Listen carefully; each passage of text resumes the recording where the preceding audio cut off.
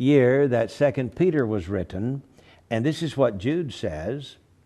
He says, Enoch, the seventh from Adam, prophesied of these things, saying, Behold, the Lord cometh with 10,000s of his saints to execute judgment. So we've got this second coming of Christ in power and great glory, written in AD 66, when the Jews in Jerusalem had revolted against the Romans. Interesting that 4 of these 7 books were written in AD 60 through 66. 30 years later, John's 3 epistles, 1 John, 2 John, 3 John, which talks about the Antichrist, are inserted between the 3rd and 7th book. I think it is the 3rd and 7th book. So, what we seem to have here is 4 books describing the events of the tribulation period, seemingly in chronological order, written from AD 60 to AD 66 during Nero's vicious reign. And then he sends Vespasian to Israel to put down the rebellion of the Jews in AD 66. Sure smacks of the apocalypse, don't you think? So we know that in the first century, the people thought that Nero was the Antichrist. After all of that was said and done, and the temple was destroyed, and the Messiah didn't come to save the day, 30 years later, we have John writing about the Antichrist, and he's definitely in time. And so it is placed in the mix of these 4 books just before the last one, Jude, making a total of 7 books. And they describe in chronological order, year by year by year by year, the 7-year tribulation period. 1 John, of course, being the 4th book now of these 7, describes the coming of the Antichrist. And you know that will take place in the 4th year. That is 3.5 years into the 7 years. And launch the Great Tribulation period, the last 3.5 years. So we've got some fascinating things in these little books. I hope you'll consider that. I'm not saying that they were trying to set a date back in those days, but you know they had to be stirred on by the events of their days, because it was in AD 62, I believe it was, that Rome burned down to the ground.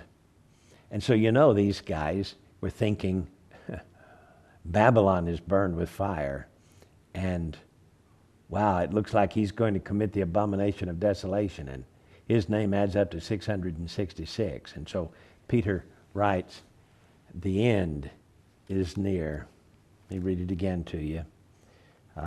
Let's see if I can find it here. The end of all things is at hand. 1 Peter chapter 4, verse 7. And chapter 5 and verse 4, he says, And when the chief shepherd shall appear, ye shall receive a crown of glory that fadeth not away. Yeah. These prophecies are fascinating.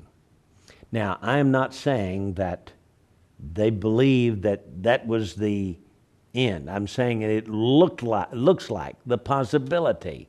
And today, in the generation in which we live, we see the possibility that the end is near as well, because of events that are happening around us. Remember, though our Savior said, no man knows the day nor the hour, he did say, when you see these things come to pass, look up, for your redemption draweth nigh. Well, James, Peter, Jude, good job. And they wrote, and it was placed in the Scriptures, one book after another, now 7 small books between Hebrews and Revelation, that seem to describe the events of the tribulation period in chronological order. If you'd like to get this book and read about it, we invite you to do so. You can get it free by ordering a year's subscription to our magazine, Prophecy in the News, and accept the 4 free books that we'd like to send you just for subscribing.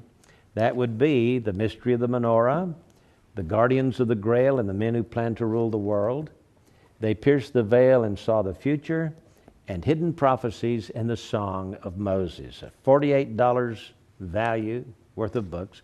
Free, yours free, just for subscribing to Prophecy in the News magazine for the next 12 months. Call us today, will you? You can find our phone number here on the internet, 1-800-475-1111. Or click on the picture of the magazine up in the upper left-hand corner of the front page of our website and read all about how you can get these 4 books free. I'm J.R. Church. We'll see you again tomorrow with our analysis of the news.